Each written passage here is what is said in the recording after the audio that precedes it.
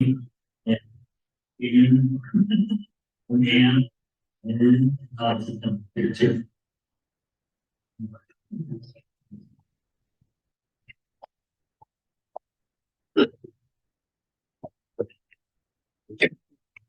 Okay, so we about an hour that we can do a Q&A. I've got a few question prompts to get us going, and then we're going to turn it over to the audience after that. Sound good? All right, starting with Brian. Please. Only one can be on at a time. So Please work. Please work. I promised everybody we'd already got. Yeah, I guess a lot. All right, Brian. Yeah. Please introduce yourself, kind of what your role is in weed management and with the town of Estes, and any background that's kind of conservation stewardship work. And then let's go down the line. My name is Brian Berg. I'm Park Supervisor for the Town of Estes Park. I'm also the Town Arborist.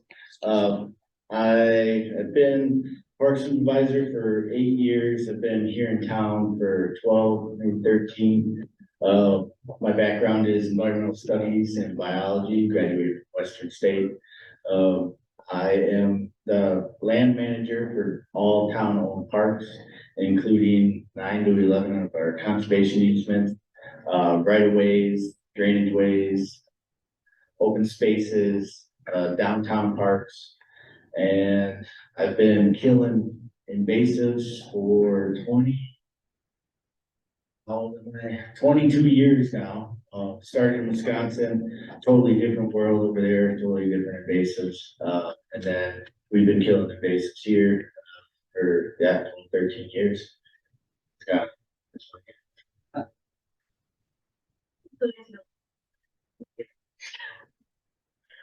Hi, I'm Ann Mills. I work for Rocky Mountain National Park.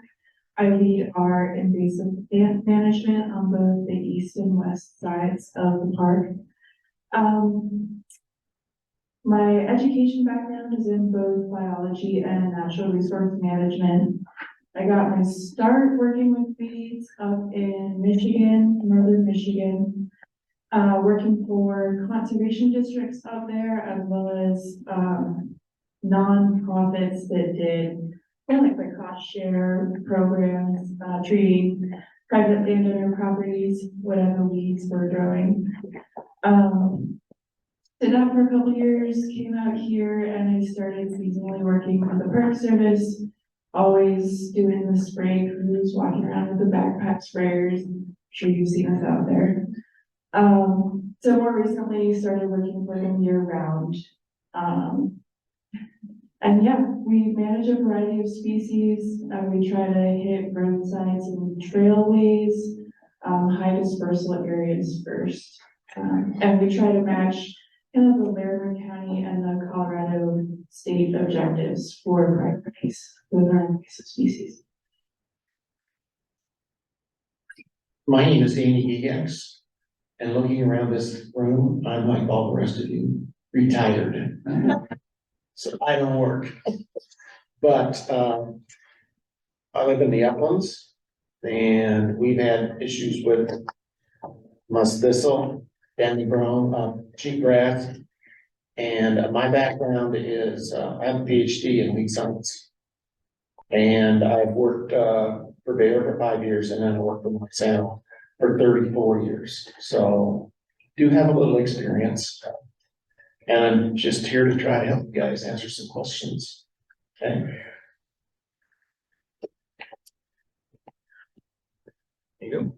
All right, great. Thank you, everyone. We're going to start with a few different prompts that myself and Madeline came up with. First, let's start with, what do you see as the largest single noxious weed issue to your respective agency, and what is an approach you're going to take to manage that? And for Alex, we're going to give you a special question since you are focusing on natives. What do you consider the most important pollinator species for the Estes Valley, and why? So Let's start with Brian. I'm gonna do two, definitely cheatgrass, I think that has the most effect on, our ecosystem here, and the natives trying to push back against it, and then the other one is, and what we're doing about it. It is a sea species, so it's not the highest of priorities, and when we have our funding usually is directed towards the species per state statute.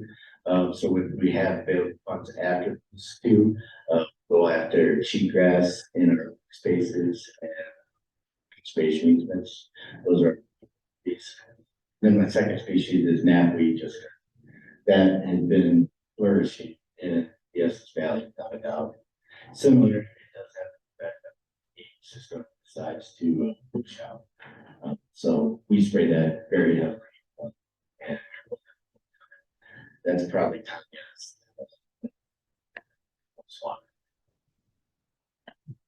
You ask the weed questions, please. Yeah, do both. You got one.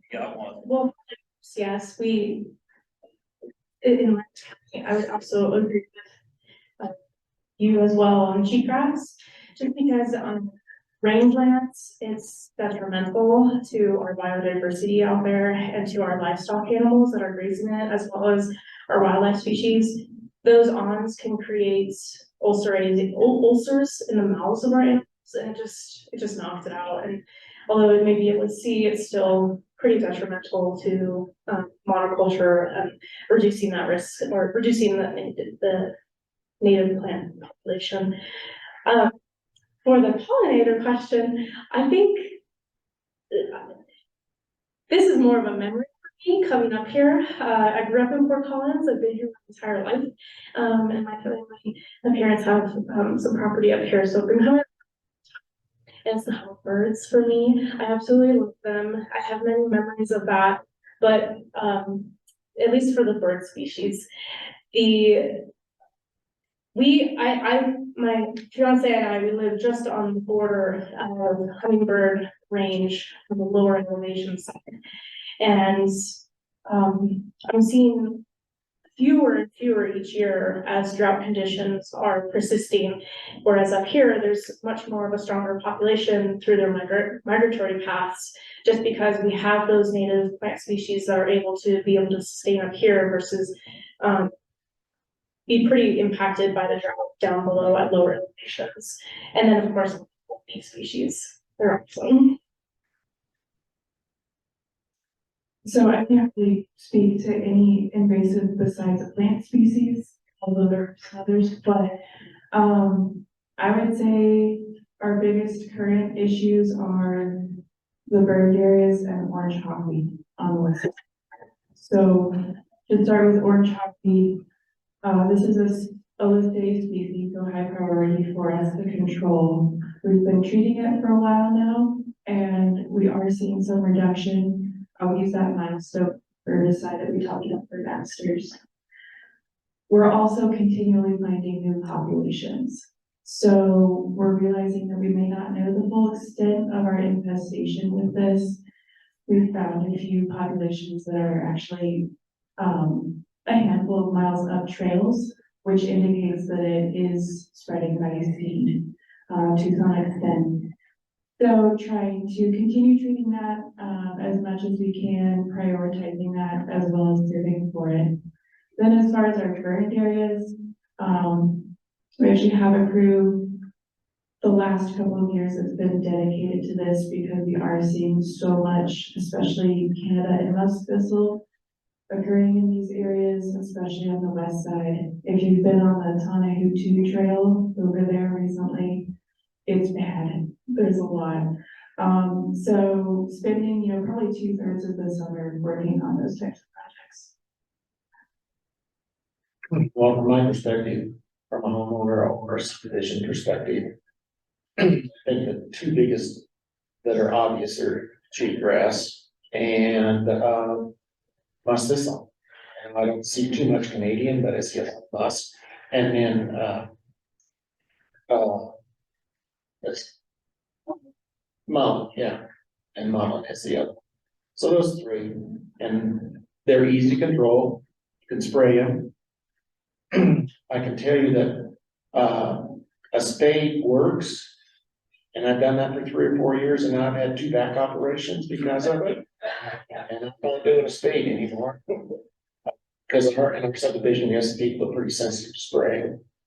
And the things that, like milestone, well, you're talking 3 ounces per acre. So 3 ounces and 43,560 square feet, you know, it's hardly nothing. And they're generally used pesticides, they're not restricted pesticides. And when I treated in our subdivision, I don't treat the whole subdivision. I just treat in our common areas. Like the picture showed on cheatgrass, those really heavy infested areas, and then some out around the outside, so it doesn't spread so much. So, and the same with the thistle. And it works.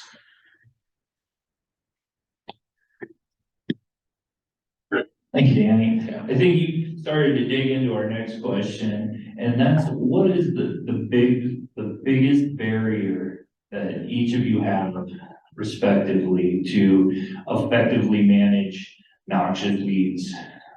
And you can't say politics. No politics. Okay. Funding and people. Our seasonal staff, we've had 0 applicants this year. So we're hurting just to get people to help us with the fight, and then the funding part of it is not. It's up to the politicians. I didn't say it. So NRCS has some really great programs for cost share with landowners for weed management. So although we do have funding and it's cost share, doesn't pay for all of it, but it's time. It takes a long time to get that cost share to you guys. So that's kind of a bugger. Yeah, I'm gonna have to agree. It's funding, time, and people, I think, for all of us. You were saying you had a hard time hiring, and yes, it took us 3 months to hire 7 people. So it's a long process. And yeah, you really have to prioritize those infestations because there's just no way you're gonna get to all of the inputs are. From an urban standpoint, say it's more of awareness. People don't, they have muscles until they see the purple flowers. But you need to be there way before that. You need to be looking for them from last year. And the same way with the cheatgrass. They don't realize they have cheatgrass till it starts, the seed heads start to appear. So it's awareness and doing something about it early, right? You gotta get on it.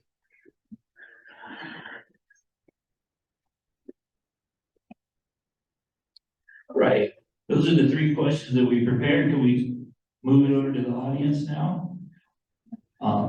What questions do we have? And please wait for Madeline to come by with the microphone so we can all hear your questions. I'm going to turn mine off right now.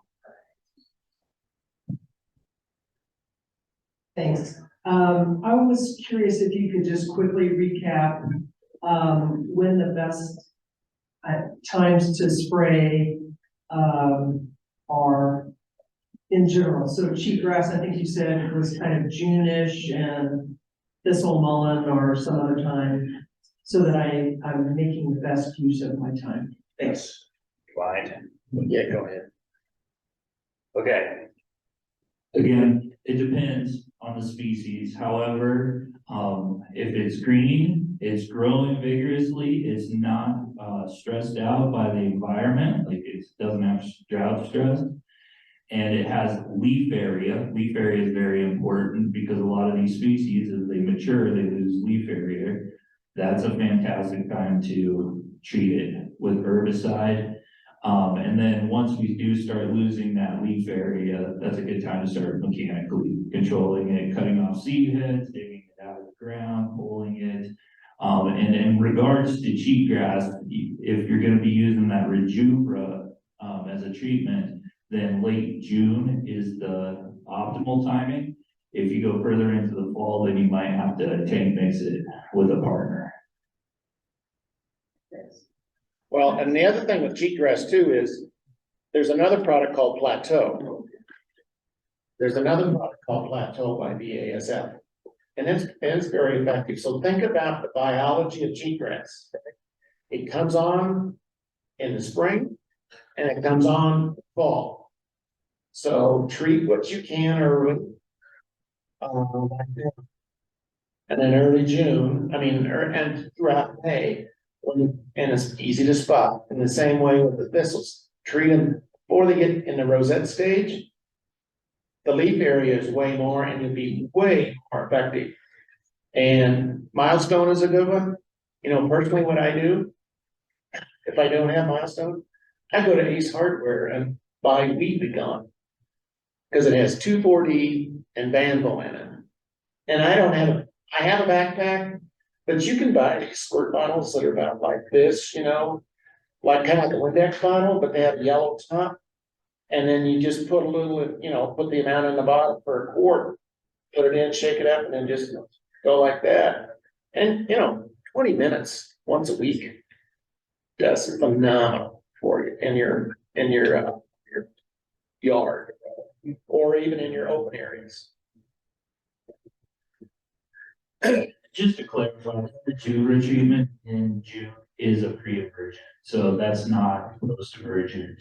And again, you have to make sure that you have a desirable understory, or else you're gonna wind up fairground. Start with a smaller area, a test area. That's probably the safest way to go. It has pre-emergent activities. That's the tank mix partner that I was alluding to with the Rejuvra. So if it's getting later in the fall and the cheatgrass is emerging, you add the Plateau to it, and that helps with what's already germinated. And then the Rejuvra is going to stop germinating. It allows the plant to germinate, and then it kills the plant at that point. Okay, next question over here. Oh, I'm sorry, I didn't see his hand. Go right ahead. So my question, just a little confused about mullen. I know in previous publications that weed has ended up in this book, but I noticed this newer version doesn't list that in there, and why? It's not sure.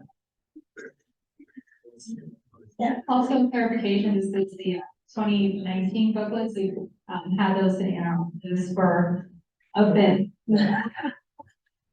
It's 36. Publication. The next one. Page 36. Page 36. Also, Brian's good. Brian's got some. Yeah. Okay, sorry. And also on the Town of Estes Park website, the parks website, there's a noxious weed page. It has a very nice document within it, how to control noxious weeds. It lists all the noxious weeds and the best times to control said noxious weeds, and whether or not you should be using mechanical during the time or roadside during the time. But it's a good reference for you, and that's always up there, and it's got everyone that's in that book plus 2. Sounds like a great resource.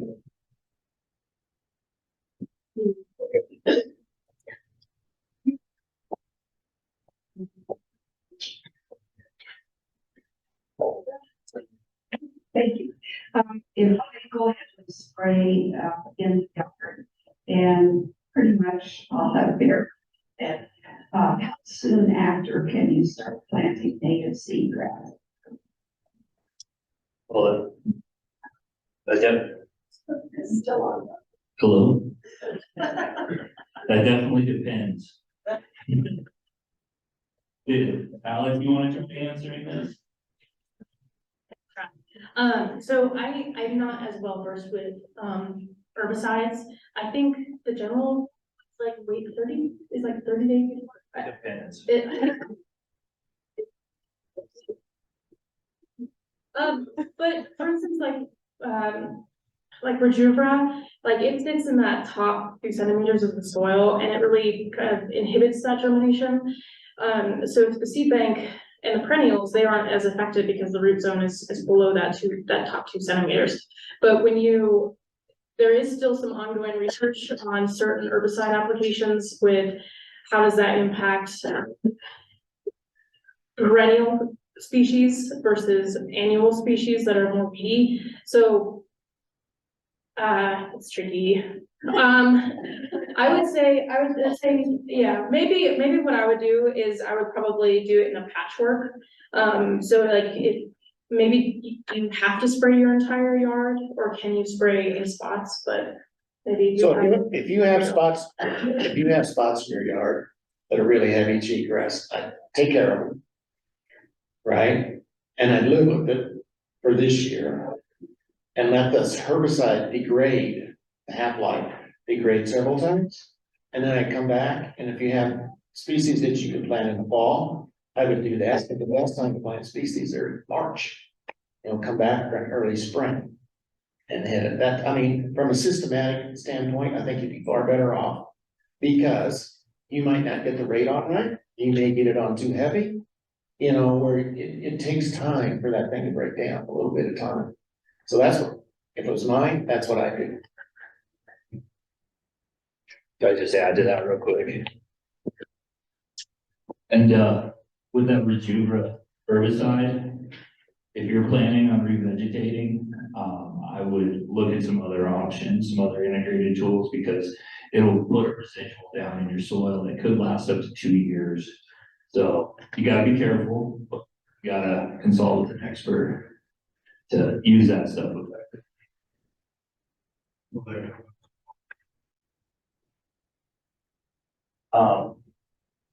There is information about groundwater potential and runoff in the label. So you need to get into the label and understand the restrictions, the environmental constraints, the safety protocols, all of that stuff before you buy an herbicide, before you apply an herbicide. There's a lot of times you need to read that label before you start using that herbicide. And that's what's so frustrating. I've got a plant that will kill you. And yet, if I use some of the methods of eliminating plant, from killing the animals, messing with the water, what's the answer? I think, so I would say it depends. I think if you use a product right, or if you use a certified pesticide applicator to do the application, they're trained professionals. It's their job. They go to school for countless hours. They have to keep up on their certifications year in and year out. So if you do it yourself, like Casey said, you are in control of what you put down. If you hire a certified pesticide applicator, that is their job. That's what they're there for, to make sure that it doesn't run. So they don't put it down too heavy, so it hurts the animals, or it hurts you, or your kids' plant. So that's my definite certified pesticide applicator. There's a reason the tests are so hard, and it takes hours just to bathe or get it. But look for the experts if you're concerned, because that's their gig. So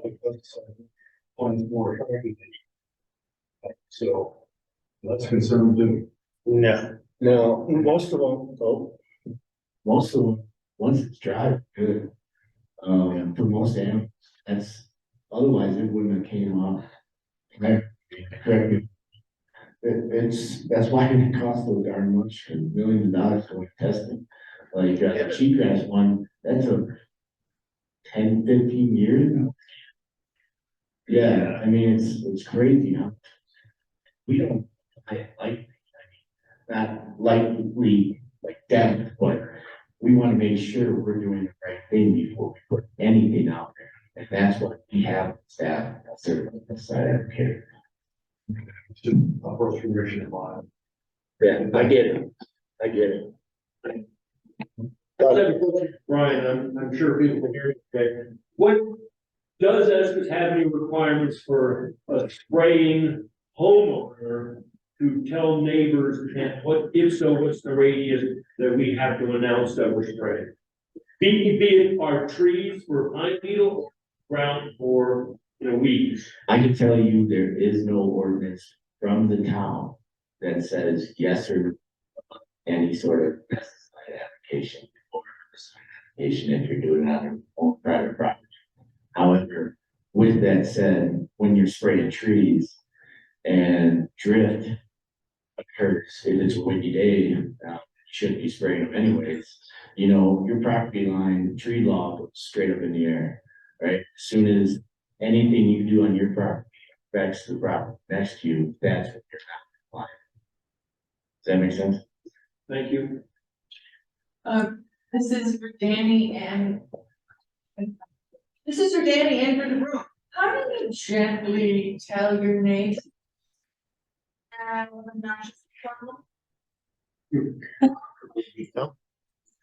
Is this on? Can you hear me?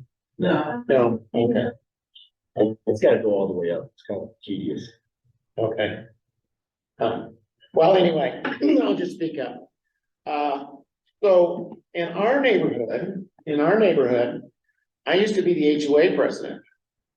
The new HOA president is sitting right back there, and it's a kind of, it's a fine line you walk, right? Because you're neighbors, and I think everybody wants to control them. Some people have this misconception about, oh, if you spray stuff, I'm gonna get cancer, and I've had cancer, and just all that stuff. But back to, if you put it on right, according to the label, issue. And it's not like you're putting it on with an airplane. You're putting it on with a backpack sprayer that's about this far off the ground, right? And you don't get it. And you're putting it on at ounces per acre. And if it's post-emergence compound, the leaves take it up right away. It's pre-emergence, it's laying on the ground. I mean, so I don't know. I've sprayed for 60 years and I don't have an issue with it. It's not the spraying, it's that they're just not aware or they don't care. Okay. Well, I mean, if you can make them aware, I don't know if you can make them care. Right? Okay, so I tackle this one way for sure. I don't think anybody likes to be told they're doing anything wrong. But instead, maybe that's where you can work with that neighbor and say, hey, let's build a pollinator hut, kind of like I mentioned earlier. Would you be interested in collaborating on some pollinator native plant species and maybe in plant species? I think more people would be inclined to do good than to be told that they are doing something wrong.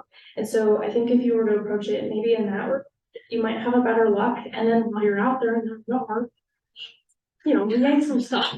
So, or at least maybe you can make a plan.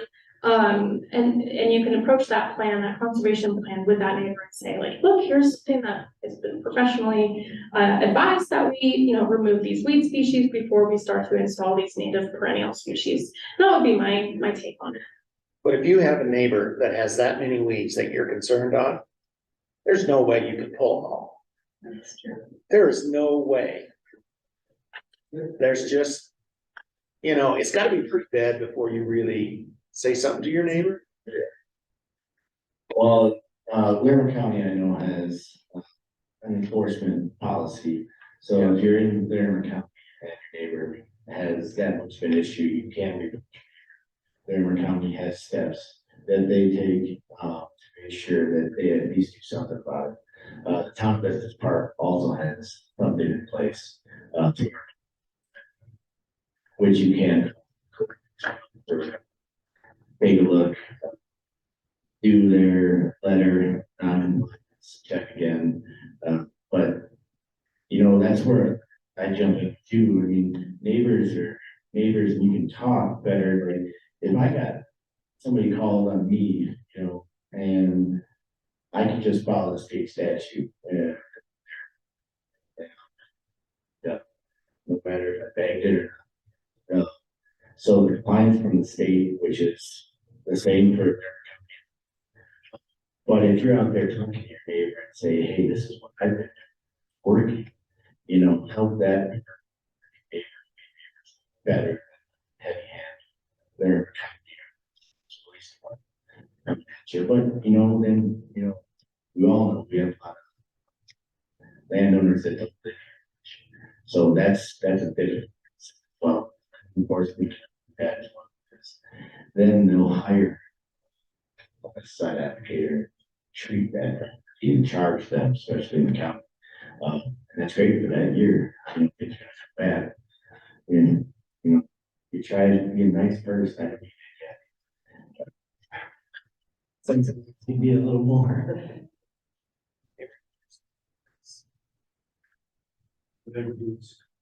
It's not natural, I would use spraying at all. Same thing, they have to do something if they get reported. They have to. State statute. And folks sometimes have a trepidation towards herbicides at first. You say, that's fine. You can pull it, you can mow it, you can bag it, throw it away, you can cut the heads off. And if there's quite a bit of it within 2 or 3 years, they're usually asking what they can spray on it. Because it is a lot faster. It's a lot more efficient.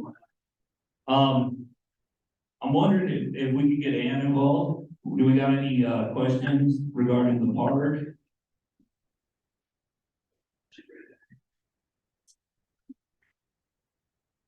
Actually, I have 2 questions. The first one involves the park.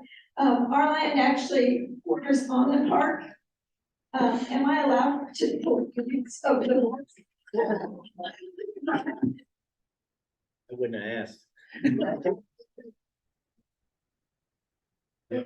Good question.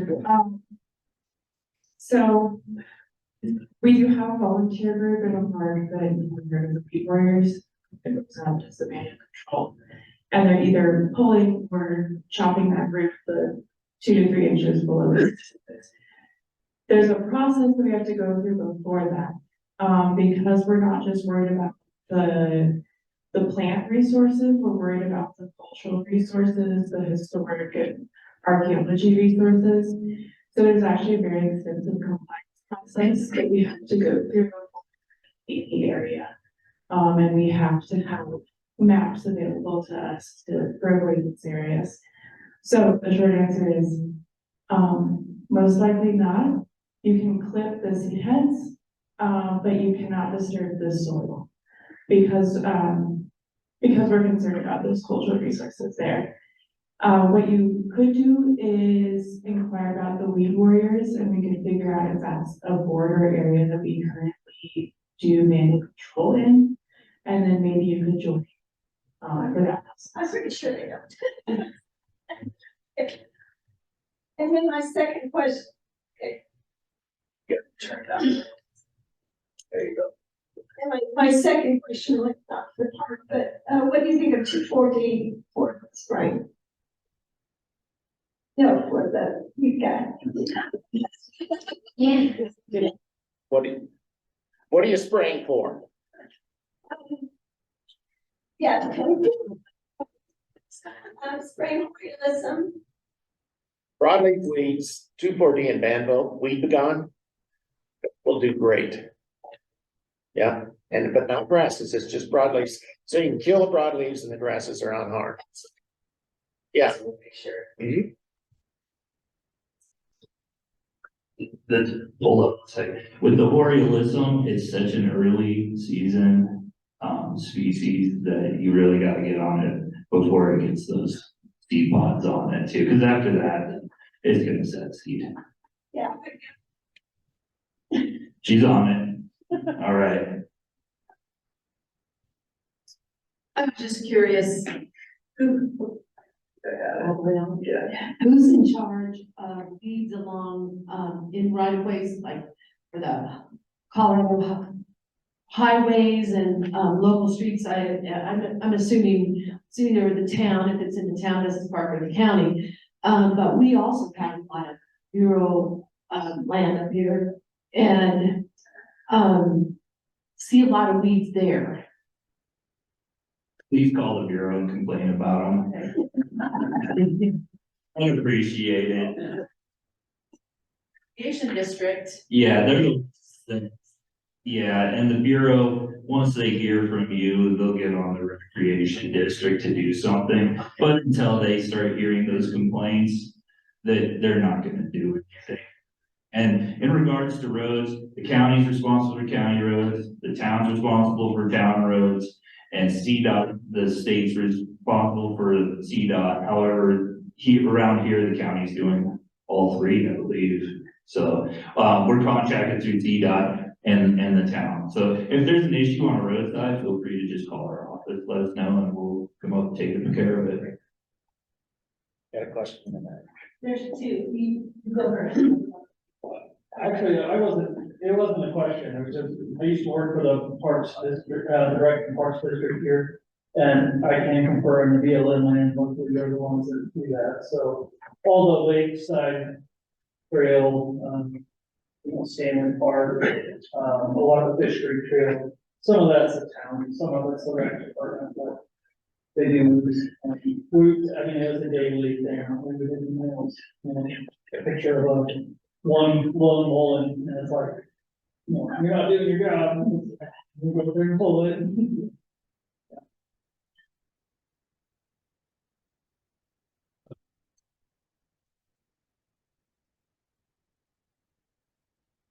I think I just read, that the, sort yard, for, Maker Park is not taking, the paper bag weeds this year, or maybe never again, I'm not sure. And I just wonder, what is gonna be the answer to that, or just bagging and taking the down. But Brian's got a good answer for you. I got answer. You're good. Yeah. Yeah, so, the composter that the sort yard used no longer wants, bags, paper bags in their compost. So they put that, similar to older stock compost as well. That's all organics. We used to use them for ours as well, but just a little history on that.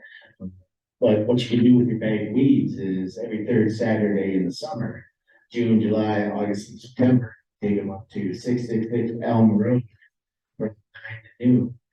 The Elsa's weed drop, and it's out. And we take all the bags, limit 10 per carload, but we'll take them all and we take them down to the landfill. Don't necessarily put them out the trash, but they put them like our other stuff that we chips and stuff like that. So it's not a true compost site, but at least they usually use it for caps within the landfill. But yes, please, we don't take any plastic bags just because we can't tell there's diapers and stuff. Thank you. That was a fantastic answer, Brian. You nailed it. Thank you. One more question. Or one more question.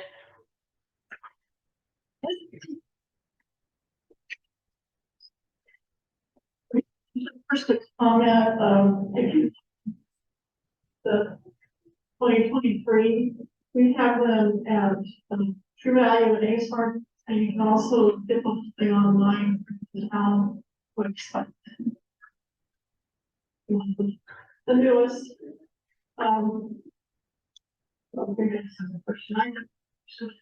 last year I went over to the other side of the key and so it's not up to our area. There was fewer noxious weeds that than like furniture here. Is that something you've seen? Would like to see an example?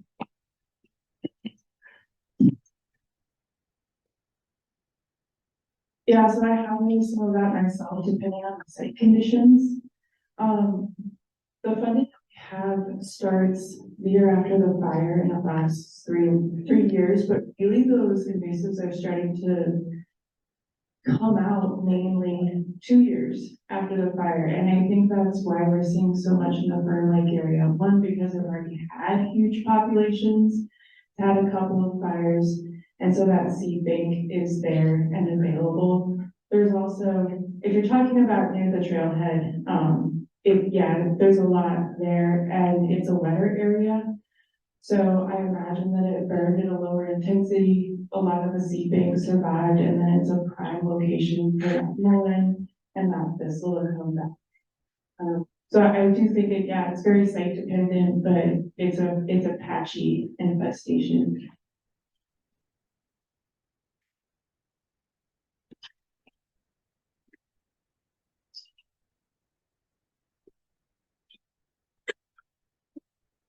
Testing. Oh, so that was a really great conversation. Thank you, everybody, for the great questions and our panel for all the answers.